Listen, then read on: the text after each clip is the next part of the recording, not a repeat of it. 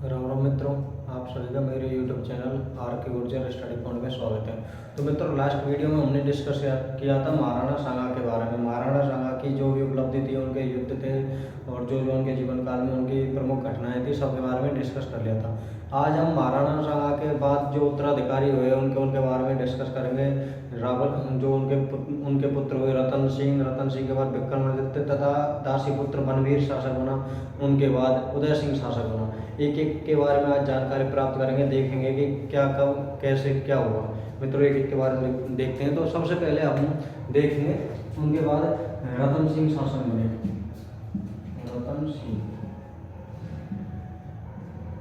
कब बने? 1528 से लेकर 1531 तक इनका शासन पीरियड है रतन सिंह का।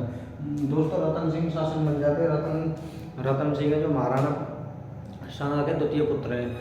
प्रथम पुत्र भोजराज की खातौली के युद्ध में 1517 में मृत्यु हो चुकी थी, जिनकी शादी मीराबाई से हुई थी। मित्रों, ये रतन सिंह की भी इनके बारे में कुछ ज़्यादा जानकारी मिलती नहीं। इनके बारे में ये मिलता है कि इनके जो बूंदी के शासक हुए सूर सिंह के साथ इनकी दुश्मनी थी। एक दिन ऐसा हो मित्रों, ये सूर सिंह के साथ आखेट खेलने के लिए गए थे। दुश्मनी पहले से ही थी, तो दोनों में लड़ाई हो गई। जंगल में लड़ाई में क्या हुआ मित्रों, दोनों की हत्या हो गई। आपस में ही दोनों की हत्या कर ली। तो देखते हैं द्वारा सूर सिंह तथा रतन सिंह ने जंगल में आखेट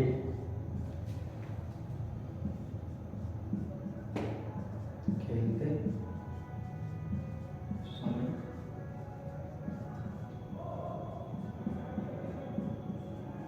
मृत्यु हुई। मित्रों, सूर सिंह तथा रतन सिंह के क्या आपस में दुश्मनी थी तथा एक दिन जंगल में आखेट खेलने गए थे और दोनों ने आपस में हत्या कर ली। मित्रों, जो राणा सांगा की पत्नी है कर्मावती चाहती है कि उसका पुत्र जो विक्रमादित्य वो शासक बने। तो इसके लिए वो एक चाल भी चलती है कि वो जो बाबर है, बाबर से सहायता मांगते। बाबर को बोलते अगर तुम मेरे पुत्र विक्रमादित्य को राजा बना देते हो तो मैं तुम्हें रणथंभौर दुर्ग देती हूँ।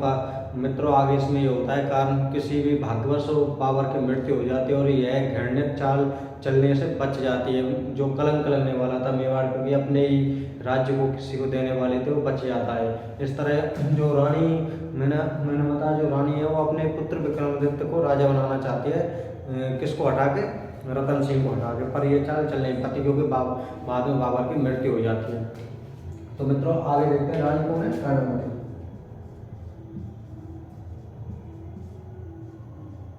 कर्णावती अपने पुत्र को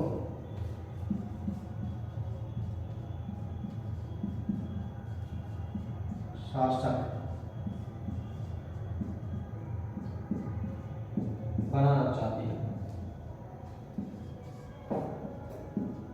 इसके लिए किससे सहायता लेती है?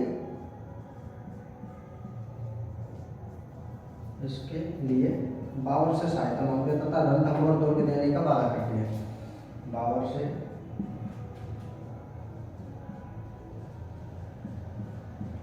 सहायता मांगती है। मित्रों, राणा रतन सिंह के बारे में और हमको ज़्यादा जानकारी प्राप्त नहीं होती और इनके बारे में वैसे अभी तक कोई क्वेश्चन आया हुआ भी नहीं है। तो आगे हम इनके जो अगले शासक हैं उनके बारे में देखते हैं। विक्रमादित्य, इनकी मृत्यु हो गई 1531 में। तो अगले राजा विक्रमादित्य के बारे में हम जानकारी प्राप्त करते हैं। जो इनके बारे में जानकारी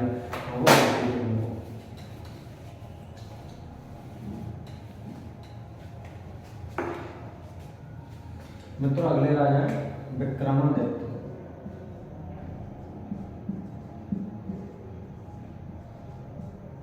विक्रमादित्य का शासन पीरियड लिख लेते हैं 1531 से लेकर 1535 का ही इनका शासन पीरियड 36 में मिल जाता है। तो मित्रों, विक्रमादित्य के बारे में मेन बात यह है, इनके समय पर गुजरात के शासक ने 2 आक्रमण किए थे। बहादुर शाह नामक एक गुजरात का शासक है जिसने 2 आक्रमण किए थे। मित्रों, होता ऐसा है कि पहले आक्रमण जो उसने फर्स्ट आक्रमण में तो जो रानी कर्मावती है उनको उनसे संधि वगैरह करके उनको वापस लौटा देते। संधि वगैरह करके कुछ राज्य देती है तथा वापस लौटा देती है किसको, बहादुर शाह को। पर अभी बहादुर शाह के वही है कि उसके मुंह मांस लग चुका है शेर के, तो वो चाहता है कि जब मेरे को बिना युद्ध लड़े कुछ संधि के तहत कुछ राज्य मिल गया, तो अगर मैं युद्ध लड़ूं तो कुछ न क्या पता मुझे पूरा मेवाड़ मिल जाए। तो इस तरह में 1535 में दोबारा आक्रमण करता है मित्रों, दोबारा आक्रमण करता है। तो मित्रों उसमें होता क्या है, उसमें जो रानी कर्मावती अपने पुत्र उदय सिंह तथा विक्रमादित्य को कहाँ को भेज देते, कुंभलगढ़ दुर्ग में, तथा खुद जौहर करती है अन्य महिलाओं के साथ। और जो वह देवलिया के ठाकुर हैं, देवलिया गाँव में मित्रों प्रतापगढ़, देवलिया के ठाकुर हैं बाघ सिंह, उनके नेतृत्व में केसरी होता है। इस तरह यह मेवाड़ का द्वितीय शाखा होता है। मित्रों मैंने आपको पहले बताया था कि मेवाड़ का प्रथम शाखा कब हुआ था, तो 26 अगस्त 1303, याद रखना है आपको। किसके नेतृत्व में हुआ था, तो रानी पद्मनी और रावल रतन सिंह गौरव बादल ने केसरिया किया था। मित्रों आपको याद रखना है। इस तरह मेवाड़ का द्वितीय शाखा हो गया। कब हुआ है, 1500, मैंने आपको बताया 1535 में हुआ है। किस आक्रमण किसने किया, गुजरात के बहादुर शाह ने आक्रमण किया। तो एक बार लिख लेते हैं जो भी इनके बारे में जानकारी। इसके समय गुजरात के शासक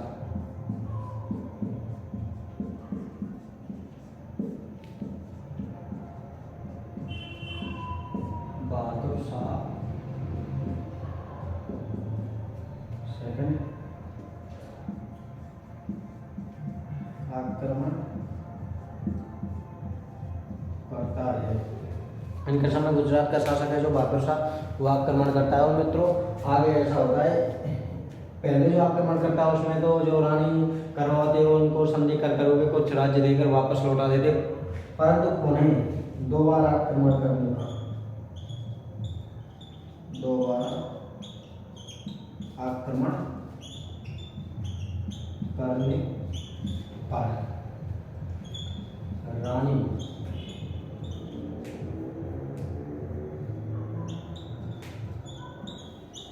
कर्मावती के द्वारा उदय सिंह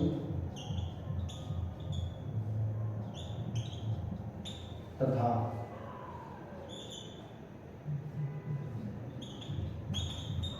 विक्रमादित्य को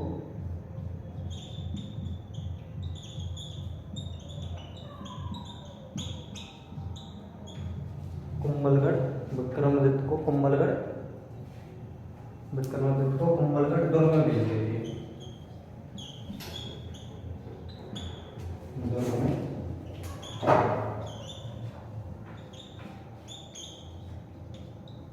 भेज देती है विक्रमादित्य तथा जो उदय सिंह को कुंभलगढ़ दुर्ग में भेज देती है। तो मित्रों आगे क्या होता है, जो चित्तौड़ दुर्ग की जिम्मेदारी वो किस पर आ जाती है मित्रों, देवलिया के ठाकुर बाघ सिंह के नेतृत्व में उसकी जानकारी आ जाती है।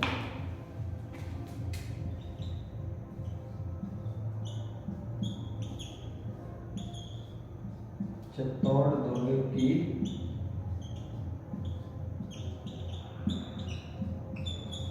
जिम्मेदारी, चित्तौड़ दुर्ग की जिम्मेदारी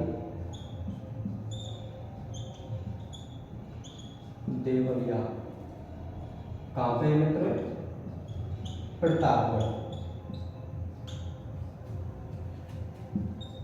के ठाकुर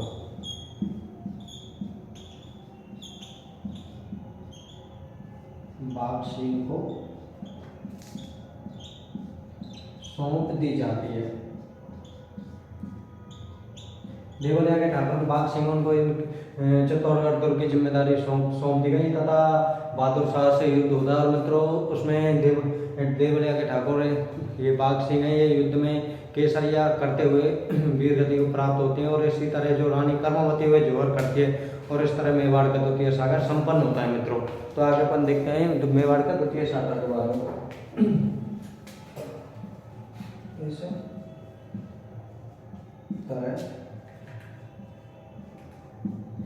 इनके द्वारा 1535 में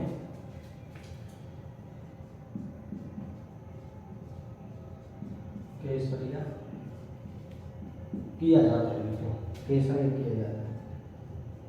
किसके नेतृत्व में केसरी किया जाता है, केसरी किसके नेतृत्व में किया जा रहा है? ठाकुर बाघ सिंह के। कहाँ के हैं? प्रतापगढ़ में देवलिया ठिकाना है, उसके ठाकुर बाघ सिंह के नेतृत्व में मित्रों केसरी किया जा रहा है। अब मैंने आपको बताया था जो शाखा होता है, शाखा क्या होता है मित्रों? शाखा ये होता है कि जौहर प्लस केसरिया, अगर दोनों ये क्रियाएं पूर्ण होती है तो बन जाता है शाखा।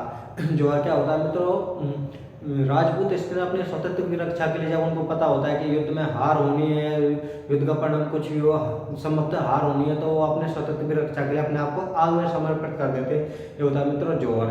तो राजपूत महिलाएं करते जौहर, और राजपूत पुरुष हैं वो क्या करते हो? केसरिया रंग का बाना पहन के जब तक वो वीर गति को प्राप्त नहीं हो जाते युद्ध में मित्रों लड़ते रहते, उसको कहते हैं केसरिया। जब दोनों क्रिया केसरिया प्लस जौहर दोनों हो जाते हैं उसको कहते हैं शाखा।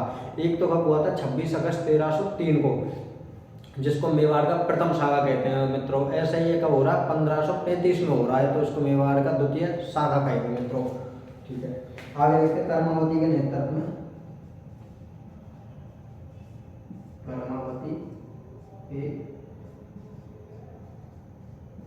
नेतृत्व में मेवाड़ का सेकंड शाखा, मेवाड़ का सेकंड शाखा पूर्ण होता है मित्रों का 1535 में। किसके विरुद्ध हो रहा है मित्रों? 1535 में हो रहा है। किसके विरुद्ध हो रहा है? गुजरात के शासक बहादुर शाह के। उसमें आगे इनके बारे में देख लेते हो मित्रों। एक बार मैं आपको जौहर ये शाखा वाली कहानी है दोबारा बता देता हूँ मित्रों।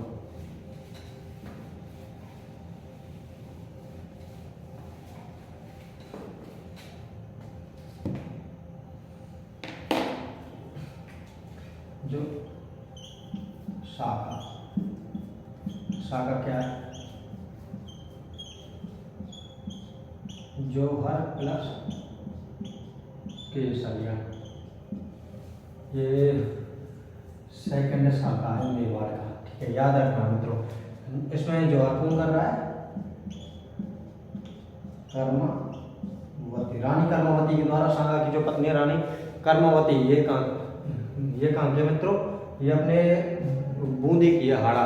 और मैंने गलती से बोल दिया था मित्रों, जो उदय सिंह व जो विक्रमादित्य उनको कुंभलगढ़ दुर्ग में नहीं बल्कि उनके ननिहाल पक्ष बूंदी में भेजा जाता है मित्रों। तो आगे देखते हैं कर्मावती के द्वारा जौहर किया जा रहा है तथा केसरिया किसके द्वारा किया जा रहा है? बाघ सिंह के नेतृत्व में केसरिया किया जा रहा है मित्रों। इस तरह से मेवाड़ का द्वितीय शाखा संपन्न होता है। अब हमको इसकी जानकारी कहाँ से मिलती है कि कौन केसरिया कर रहा है, कौन जौहर कर रहा है? तो मित्रों एक अभिलेख है। अभिलेख कौन सा है? एक लेख मिला है ताम्रपुर का एक लेख मिला है, जिसमें कि यह बताया है कि जौहर से पहले रानी कर्मावती के द्वारा कुछ दान दिया गया था, दान पूर्ण किया गया था, जिससे हमको जानकारी मिलती है रानी कर्मावती ने जौहर किया था। तो मित्रों देख लेते हैं। और ताम्रपत्र में से ये जानकारी मिलती है।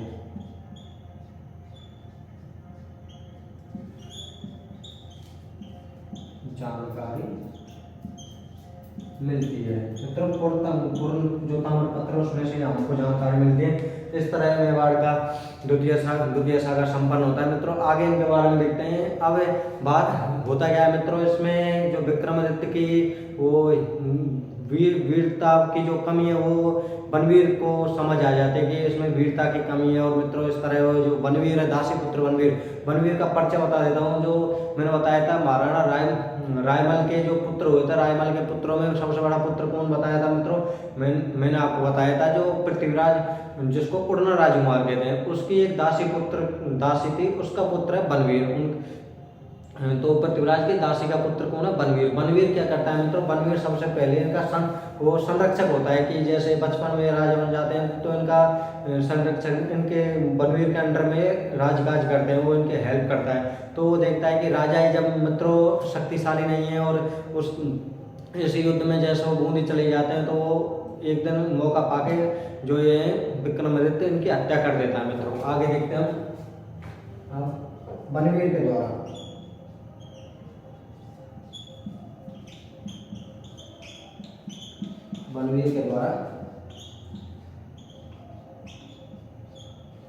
विक्रमादित्य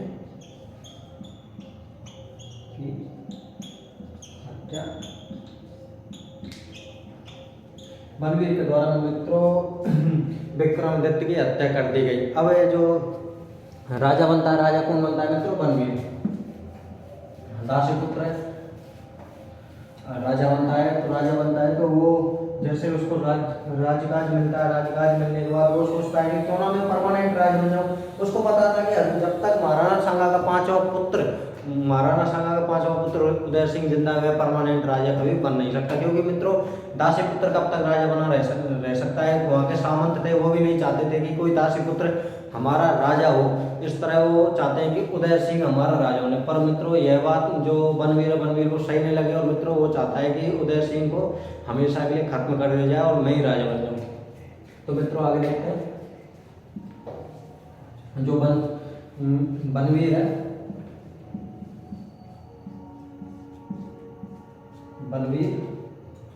बनवीर राजा होगा। बनवीर के द्वारा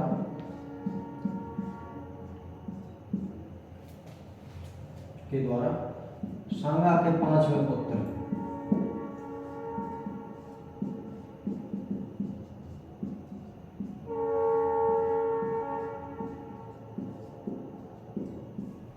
उदय सिंह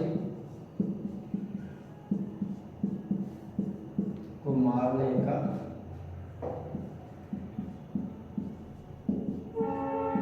षड्यंत्र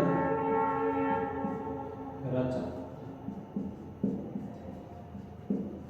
उदय सिंह के मित्रों जो बनवीर के द्वारा सांगा के पांचों पुत्र उदय सिंह को मारने का जो षड्यंत्र रचा जाता है, वो चाहता है कि मैं उदय सिंह को मार के क्यों ना परमानेंट राजा बनाऊं। बनवीर के बारे में बता देता हूँ। वैसे आपको बता रखा है बनवीर पृथ्वीराज कौन है मित्रों? इनको क्या कहा जाता है? उड़ना राजकुमार।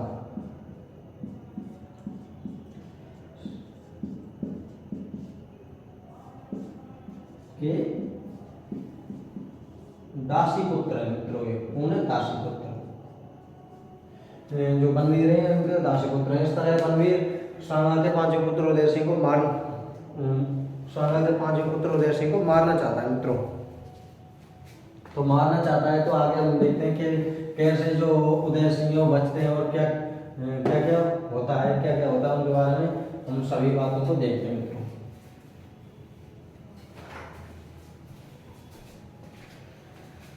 मित्रों। हम सभी बातों को एक करके देखते हैं। अब मित्रों मैं आपको एक बार कहानी के तौर पर बता देता हूँ। जो चीज़ मुझे इम्पोर्टेंट लगेगी वो मैं लिख देता हूँ। जो बनवीर चाहता है कि सांगा के पांचों पुत्र उदय सिंह को मार दे।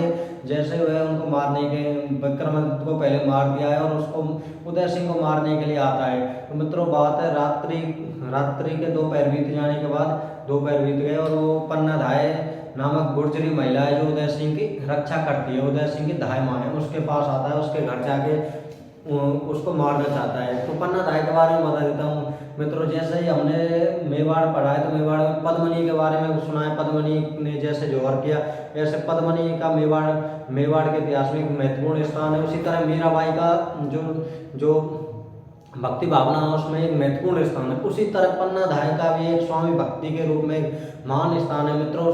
पन्ना धाय के कारण उदय सिंह की जान बची तथा मेवाड़ का जो राजवंश है वो आगे उनके ही कारण वंश चला। तो मित्रों पन्ना धाय के बारे में देखते हैं। पन्ना धाय है कौन है? तो पन्ना धाय का जन्म चित्तौड़ के निकट एक गाँव है पांडोली। मित्रों पांडोली गाँव में उनका जन्म होता है मित्रों। किसका? पन्ना धाय का। इनके जो पिता हैं, पिता कौन है? हरचंद जी गुर्जर इनके पिता हैं। किसके? पन्ना धाय के मित्रों। अब इनकी शादी किससे होती है? तो मित्रों इनकी शादी है जो लालाजी नामक गुर्जर है उनके पुत्र है सूरजमल, उनके साथ इसकी पन्ना की शादी होती है। शादी हुई है तो मित्रों कुछ जो मैंने बताया सूरजमल है वो मेवाड़ की सेना में एक सैनिक थे। बाद में एक युद्ध में लड़ते हुए वो मारे गए। कौन से युद्ध में? जो मैंने आपको बताया था गुजरात के शासक बहादुर शाह के विरुद्ध हुआ था मेवाड़ का द्वितीय शाखा, उसमें इनकी मृत्यु हो गई। मित्रों इनका एक पुत्र है पन्ना धाय का नाम क्या है? चंदन है मित्रों। पन्ना धाय उससे बहुत प्रेम करती है, पर जो कर्मवती जिस टाइम उन्होंने जौहर किया था उस टाइम उन्होंने अपने पुत्र उदय सिंह की रक्षा का वचन किससे मांगा था? पन्ना धाय से। पन्ना धाय उसकी धाय माई थी। तो पन्ना धाय ने कहा कि उनको रानी बोलते थे कि रानी साहब आप बिल्कुल टेंशन मत करिए, जब तक मैं हूँ आप उदय सिंह को कोई भी कुछ बाल वांका नहीं कर सकता। मित्रों इस तरह उनको वचन दे देते। तो अब मैंने आपको बताया बनवीर आ रहा है किसको मारने, उदय सिंह को। उदय सिंह को मारने आ रहा है तो मित्रों अब रक्षा कौन करेगी, क्योंकि पन्ना धाय करेगी, क्योंकि उन्होंने वचन दिया है। मित्रों वचन को इस तरह निभाती है कि स्वामी भक्ति का अद्वितीय उदाहरण नहीं है, आज तक और कोई उदाहरण ही नहीं देखा गया पन्ना धाय के समान।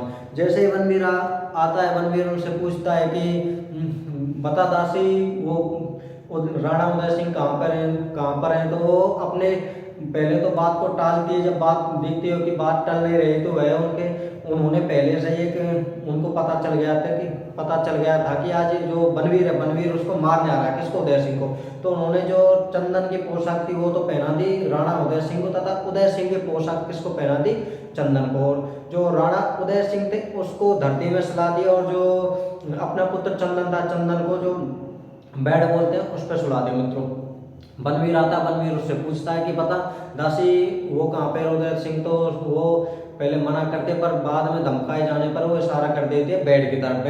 बेड पे जबकि उसका पुत्र चंदन लेटा हुआ होता है। मित्रों वो जो वो है बनवीर ना हक करता है, बिल्कुल किए हुए तलवार से चंदन को काट डालता है, उसके सर को पूरा जो मतलब बेड के ऊपर जो रजाई है बिल्कुल खून से लथपथ हो गई। मित्रों इस तरह वह अपने स्वामी भक्ति का वो परिचय देते। मित्रों अद्वितीय उदाहरण ही माना जाता है, क्योंकि कोई भी महिला अपने बेटे को अपनी आंखों के सामने मरते नहीं देख सकती, क्योंकि आजकल तो पूरा ट्रेंड ही चेंज हो गया है। कौन स्वामी भक्ति की बात छोड़ो मित्रों, अपने घर में ही बात अलग हो गई। इस तरह पन्ना धाय ने मेवाड़ के राजवंश को आगे बढ़ा। पन्ना धाय के बारे में कहावत है, पन्ना धाय गुजरी माता जग में नाम कमागी, चंदन की भेंट चढ़ा उदय सिंह को बचा के। मित्रों ये उनके बारे में कहावत कही गई है। मित्रों मैं पन्ना धाय माता को नमन करता हूँ, जिसकी वजह से मेवाड़ का राजवंश आज चलता आ रहा है। उन्होंने मारा उस राजवंश में महाराणा प्रताप, अमर सिंह जैसे वीर योद्धा हुए, जिन्होंने अकबर के भी नाक में दम कर दिया। मित्रों आगे देखते हैं पन्ना धाय के द्वारा जो बात बताई उसको लिख देता हूँ, जो मैंने पन्ना धाय के द्वारा उदय सिंह को कुंभलगढ़ दुर्ग भिजवाया।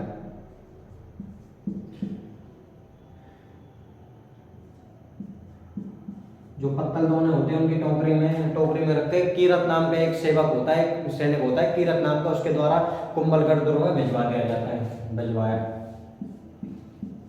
कीरत नामक व्यक्ति की सहायता से।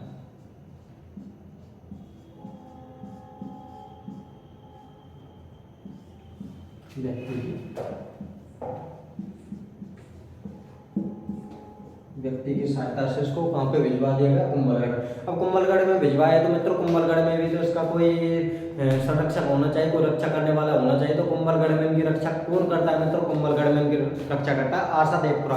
अब आप मित्रों कंफ्यूज मत हो जाना, आशा नाम सुन के कहीं समझो ये फीमेल है, ऐसा कुछ नहीं। आशा देवपुरा नामक एक आदमी है, तो याद रखना। इनकी रक्षा कौन करता है कुंभलगढ़ में,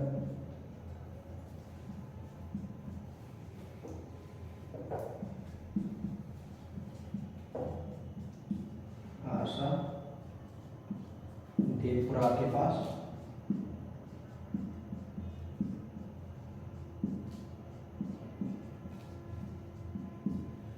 आशा देवपुरा के पास भेज देगा इनको कुंभलगढ़। इस तरह मित्रों ये इनकी जान बचती उदय सिंह की। बाद में ये जो राममाल उदय सिंह कहाँ भेज देगा, कुंभलगढ़ में भेजने के बाद मित्रों पन्ना धाय क्या करते हैं, एक एक करके जो चित्तौड़ के जितने भी स्वाभिमानी भक्त वो सामंत है उनको एक एक करके कहाँ बुलाते, कुंभलगढ़ में बुलाती है, और उनको उदय सिंह के नेतृत्व में एकत्रित करके इसको उदय सिंह को राजा बनाना चाहते हैं। मित्रों फिर जो मारवाड़ के शासक हुए राममाल जिनको बामन युद्धों का विजेता कहा जाता है, उनकी सहायता से ये पुनः अपना राज्य प्राप्त कर लेते हैं। कब प्राप्त करते हैं, 1540 में। 1540 में मित्रों ये बनवीर को मार के भगा के अपना राज्य स्थापित कर लेते। मित्रों उनके ऐसा कहीं भी नहीं लिखा गया है कि बलवीर को मार दिया, बल्कि मैंने जितनी भी मैक्सिमम पुस्तकों में पढ़ा उसमें ये लिखा हुआ बलवीर या तो मार गया या वहाँ से भाग गया उनके डर के मारे। तो मित्रों आगे इनकी 1540 में पूर्णतः शासक बन जाते हैं तथा 1540 में बलवीर की मृत्यु या भाग जाने के बाद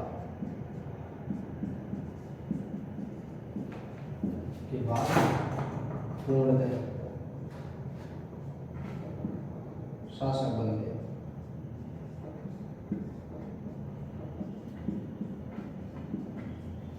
मित्रों बलवीर की 1540 में बलवीर की मृत्यु के बाद या भाग जाने के बाद पूर्णतः शासक बन जाते हैं कौन, जो उदय सिंह। अब मित्रों उदय सिंह के बारे में आगे हम जानकारी प्राप्त कर लेते हैं। इनका विवाह किससे हुआ, क्या आगे के बाद राम मालदेव के साथ इनके संबंध कैसे रहे, तथा जो अकबर है दिल्ली या आगरा के शासक अकबर है उनके साथ इनके संबंध कैसे रहे। मित्रों एक एक करके सभी की जानकारी हम देखते हैं आगे।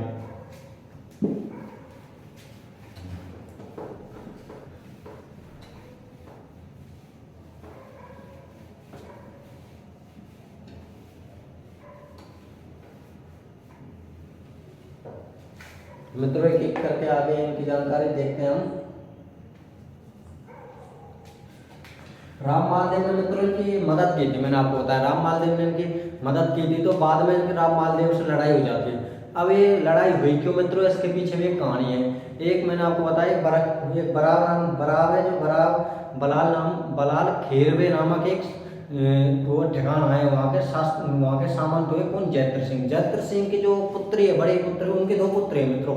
बड़ी पुत्री है उससे विवाह किसने कर लिया, पहले जो ये राम मालदेव ने उन्हें विवाह कर लिया, पर उनकी जो छोटी पुत्री है वो ज्यादा ही सुंदर है, कुछ ज्यादा सुंदर है। तो राम मालदेव मित्रों वो भी 52 युद्धों का विजेता कहा जाता तथा 57 परगने उनका अधीन थे। तो मित्रों वो भी अपने आप में मन रखते हैं, तो जो छोटी पुत्री ज्यादा सुंदर है उसके ऊपर वो मनोवित हो जाते हैं और उनसे ही प्रेम करना चाहते हैं और शादी करना चाहते हैं। मित्रों शादी करना चाहते हैं जो उनके ससुर है, जिनका नाम मैंने क्या बताया, जैत्र सिंह नहीं चाहते कि उनकी छोटी पुत्री की शादी भी किससे हो, मालदीव से। क्यों नहीं चाहते मित्रों, ऐसा बताया गया है कि वो नहीं चाहते कि जो उनकी बड़ी पुत्री अगर छोटी की भी शादी वहीं पे कर दी जाए, दोनों पुत्री एक जगह, तुम क्या पता आगे जाके बड़ी पुत्री को उतना प्रेम नहीं करें, और वो ऐसा नहीं चाहते किसी पुत्री के साथ भेदभाव। पर मालदेव को यह बात अच्छी नहीं लगी।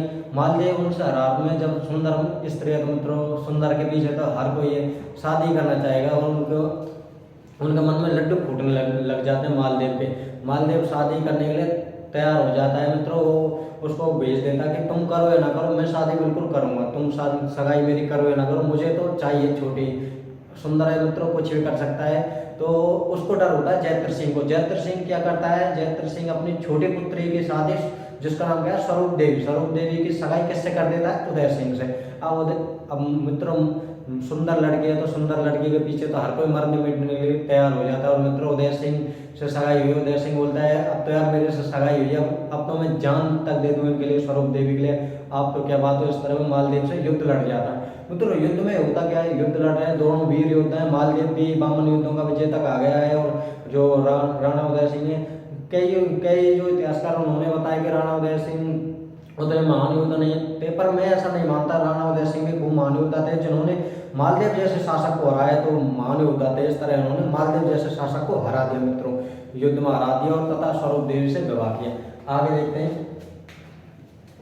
वैसे इनका जो प्रथम विवाह उसके बारे में देखते हैं। इसका विवाह पाली के शासक अखेराज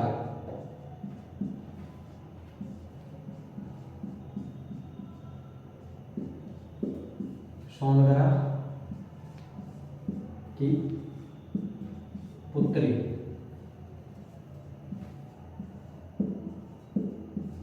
जयवंता बाई से हुआ।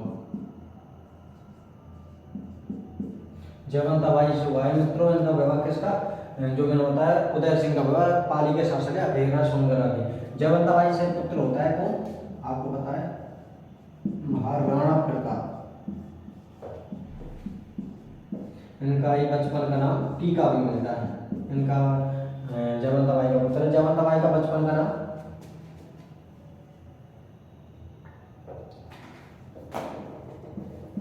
जयवन कंवर मिलता है। इनके बचपन का नाम जयवन कंवर मिलता है। किसका, वैसे इतना इंपॉर्टेंट है नहीं, आपको तो ये याद रखना है। इनका विवाह, प्रथम विवाह किससे हुआ, अखीरा सोनगरा के पुत्र जयवंता बाई से हुआ।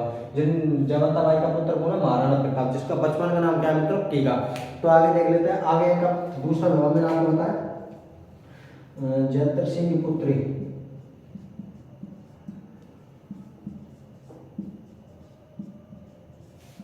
स्वरूप देवी, स्वरूप देवी से विवाह, स्वरूप देवी से विवाह तथा राम मालदेव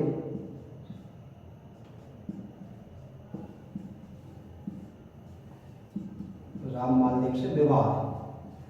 राम मालदेव से मित्र विवाद का कारण बताई दिया आपको।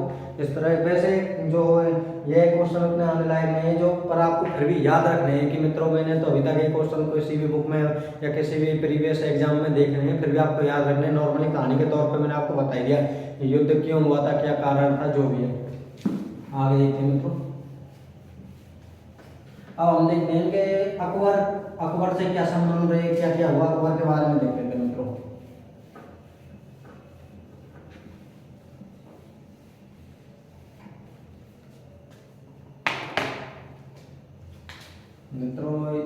इधर उदय सिंह को ले लेते हैं।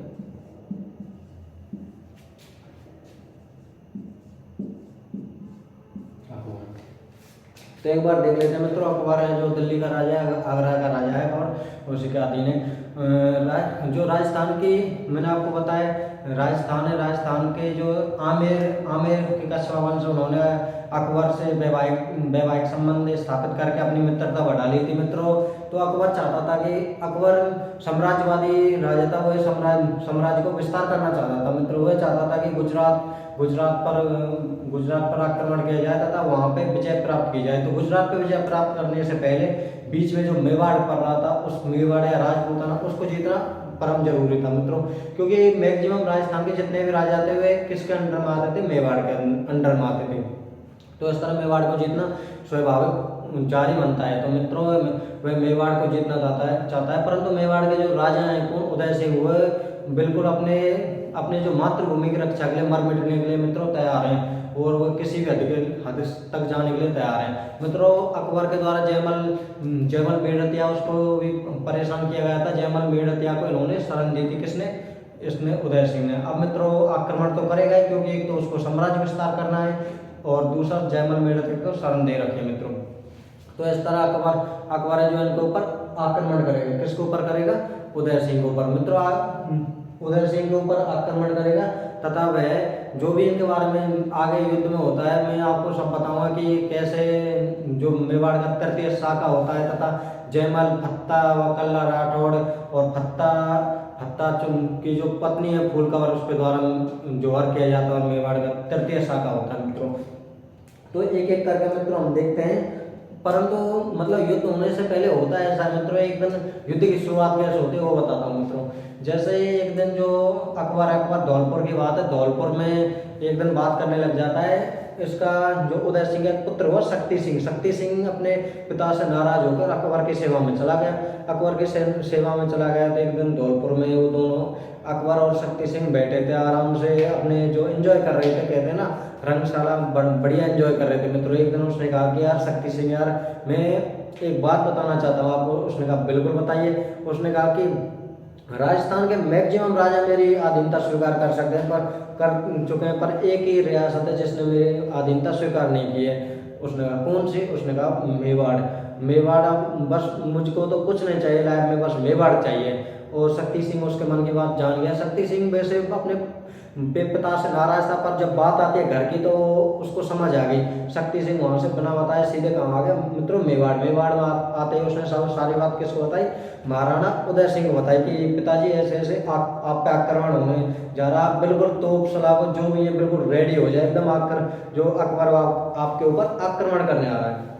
तो इस तरह उदय सिंह को जानकारी मिल जाती मित्रों कि आक्रमण होने वाला। उदय सिंह इसकी बातचीत किससे करते हैं, सामंतों से, मंत्रियों से सलाह लेनी जरूरी है कि मित्रों युद्ध से पहले मंत्रियों की सलाह लेते हैं। तो मंत्री क्या कहते हैं, मंत्री कहते हैं कि राणा साहब आप एक काम करो कि आप तो चले जाओ कहाँ पे, कुंभलगढ़ दुर्ग में, कुंभलगढ़ या गिरवा की जो पहाड़ियाँ वहाँ पे चले जाओ, और जो यहाँ पे ये जो चित्तौड़ किला है इसमें कौन कौन रहेंगे, इसमें जो जयमल है, जयमल वो फत्ता, जयमल मेड़त जो उन्होंने शरण दे रखी थी, और फत्ता यहाँ की रक्षा करेंगे, आप उसकी टेंशन मत लो। क्योंकि अगर चित्तौड़ पे उनका कब्जा हो भी जाता है तो बाद में आप जैसे बाहर रहोगे गिरवा की पहाड़ियाँ, कुंभलगढ़ वगैरह, तो आप बाद में आके कभी भी अपने राज्य को पुनः प्राप्त कर सकते हो। अगर आप भी किले के अंदर रहोगे और उन्होंने विजय प्राप्त कर ली तो हम कुछ नहीं कर सकते। इस तरह मित्रों जयमल मेड़तिया तथा फत्ता राठौड़ और जो कल्ला राठौड़ वो किले के अंदर रहते हैं, और जो मैंने बताया राणा उदय सिंह है वो गिरवा की पहाड़ियों में चले जाते हैं मित्रों। कई इतिहासकार उनको राणा उदय सिंह के इस कार्य को कायरता बताते हैं कि उन्होंने ये कायरता का कार्य किया मित्रों। वैसे इसमें इतनी कायरता का कुछ काम नहीं है, क्योंकि उन्होंने उनकी जो प्रेजेंट टाइम सूझबूझ थी और उनके मंत्रियों का आदेश मानना भी जरूरी था। मंत्रियों के अकॉर्डिंग ही वो कहाँ पे गए, गिरवा की पहाड़ी में, और इसका पीछे परिणाम से अच्छा परिणाम भी मिलता है। तो इस तरह मित्रों मैंने बताया कि जो चित्तौड़ दुर्ग है, चित्तौड़ की जिम्मेदारी किसको मिल गई मित्रों, जयमल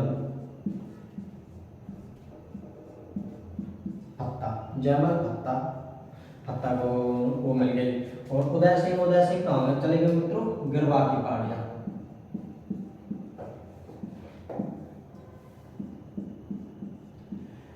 इनको जैसे पता तो चल चुका था कि मित्रों युद्ध होने वाला, युद्ध होने से पहले उन्होंने किया क्या, जैसे कि जो मेवाड़ का जो भाग था बाहरी, उन्होंने सोचा कि दुश्मनी जो आक्रमण करेगा उसको कुछ खाद्य सामग्री भी चाहिए। जब उसको खाद्य सामग्री उपलब्ध नहीं हो, खाने को ही कुछ उपलब्ध नहीं होगा तो दुश्मन परेशान हो गया, क्या पता हार के चले जाए मित्रों।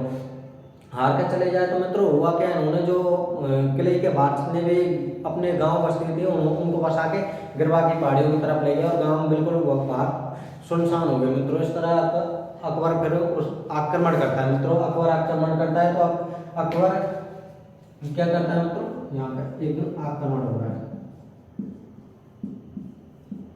1567 की बात है मित्रों,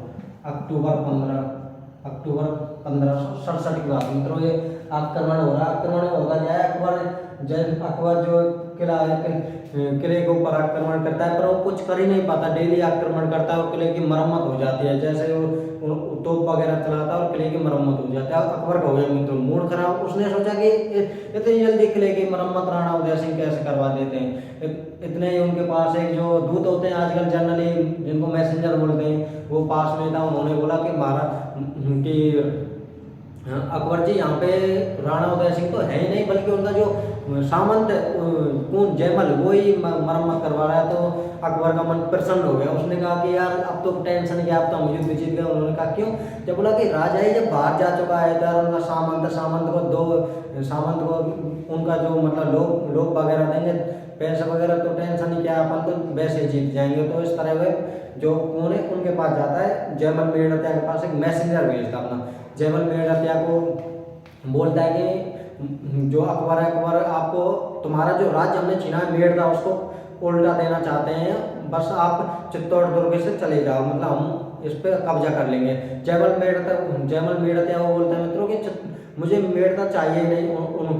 जो अकबर सोचता है कि इसको तो कुछ और ज्यादा राज चाहिए। उसने कहा अकबर तू टेंशन मतलब मेड़ता के पास के साथ तू जो कुंभलगढ़ दुर्ग है इसका भी कुछ भाग ले लेना, टेंशन मतलब बस तू यहाँ से चला जा। उसने कहा कि अब तो बात है अपनी मातृभूमि की, मेड़ता की तो बात छोड़ो, मातृभूमि की है। जो उदय सिंह है वो मेरे ऊपर भार सौंप गए, अब मैं मरने तक इसकी रक्षा करूंगा। इस तरह मित्रों वो रक्षा करते हैं। तो एक दिन जैसे जो जयमल है, अकबर ने किले की दीवार तोड़ी और जयमल उसको रात को वो करवा देते हैं मरम्मत। एक दिन मरम्मत करवाने के समय रात को अकबर की संग्राम नामक बंदूक से जयमल को गोली लगती है तथा जयमल घायल हो जाते हैं मित्रों। जयमल घायल हो जाते हैं तो आगे फिर उनकी मरम्मत उतनी पूर्ण नहीं हो पाती। फिर उनको लगता है कि अब तो युद्ध करना ही पड़ेगा। तो इस तरह मित्रों युद्ध करते हैं। फरवरी की बात है, 1568 की युद्ध का होना तय हो जाता है मित्रों। तो वो जो राजपूत है, राजपूत केसरिया करते हैं, केसरी करते हैं और महिलाएं जोड़ करती हैं। तो मित्रों इसमें आगे ऐसे होता है, अब जयमल को मैंने बताया गोली लग चुकी है। कौन सी बंदूक से? संग्राम नामक बंदूक है। किसके? अकबर के। वैसे बंदूक वगैरह कभी भी क्वेश्चन नहीं आया, फिर भी मैक्सिमम जो टीचर वगैरह हैं इसके बारे में बता देते हैं, इसलिए मैं भी आपको बता रहा हूँ, क्योंकि जो फिर आपको लगेगा कि यहाँ कुछ रह गया है। तो संग्राम नामक बंदूक से वो जयमल घायल हो गए। जयमल घायल होने के बाद जयमल जैसे वो युद्ध करने जाते हैं, सभी कल्ला राठौड़ और जो फत्ता राठौड़ है वो उनको पता है केसरी करने जा रहे हैं। तो एक दिन उसी दिन जयमल का मूड खराब था। जयमल बिल्कुल सैड पोजीशन में बैठा था। आया फत्ता राठौड़ और कल्ला, उन्होंने बोला कि क्या बात है, क्या बात है, आप ऐसे सुनने से क्यों बैठे? उन्होंने कहा कि यार क्या यार, आप तो युद्ध लड़ने जा रहे हो और मेरे पैर में गोली लगने के कारण मैं युद्ध में नहीं लड़ पाऊंगा, बताओ क्या। तो उन्होंने सोचा कि क्या पता ये इस वजह से लड़ रहा हो कि दुश्मन इनका पीछे, दुश्मन इनको पकड़ के पीछे क्या करो। उन्होंने कहा यार उसकी टेंशन नहीं, मुझे युद्ध में लड़ रहा है। उन्होंने कल्ला ने कहा बिल्कुल चाचा आपको पक्का युद्ध में लड़ रहा है। उन्होंने कहा बिल्कुल श्योर लड़ना है। तो इस तरह कल्ला राठौड़ उनको करते हैं कि चाचा आप मेरे कंधे पे बैठते हैं, अब तो मैं आपको युद्ध लड़ा के ही छोड़ूंगा, और उसको कंधे पे बैठा लेते हैं और युद्ध लड़ते हैं। इस तरह मित्रों मैंने आपको लोक देवता में बताया था कि कल्ला राठौड़ को 4 हाथों का लोक देवता कहते हैं मित्रों, 4 हाथों का लोक देवता कहते हैं। और इस तरह कल्ला राठौड़, फत्ता से सोते ये युद्ध करते हुए मारे जाते हैं मित्रों, सभी वीर गति को प्राप्त होते हैं। और जो फत्ता राठौड़ की पत्नी फूल कंवर वो क्या करते हैं? केसरिया करते हैं। इस तरह फरवरी 1568 को मेवाड़ का तृतीय शाखा होता है, मित्रों। 25 फरवरी 1568 को चित्तौड़ पर किसका अधिकार हो जाता है? अकबर का। तो मित्रों एक बार देख लेते हैं, जयमल फत्ता आक्रमण करता है। मैं आपको जो सीधी सीधी बात को बता देता हूँ, जयमल फत्ता कल्ला, ये क्या करते हैं मित्रों? ये सभी करते हैं केसरिया। जो फत्ता की पत्नी है, क्या नाम बताए? फूल कंवर। ये क्या करते हैं मित्रों? ये करती है जोहर। इस तरह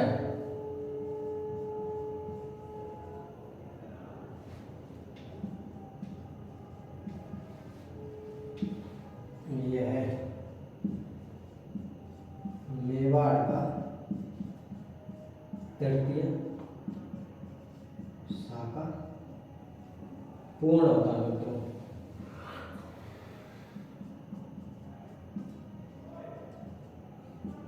पूर्ण होता 1567 में मेवाड़ का जो तृतीय शाखा है वो पूर्ण होता है मित्रों। 25 फरवरी 1568 को अकबर का चित्तौड़ पे पूर्ण अधिकार हो जाता है।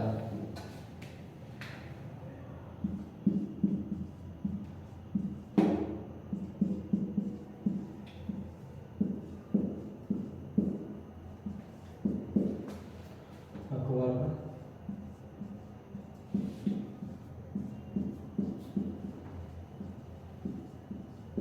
बीच में आपको बस याद रख लेनी है कि कल्ला जी राठौड़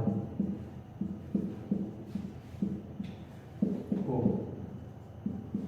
4 हाथों का लोक देवता,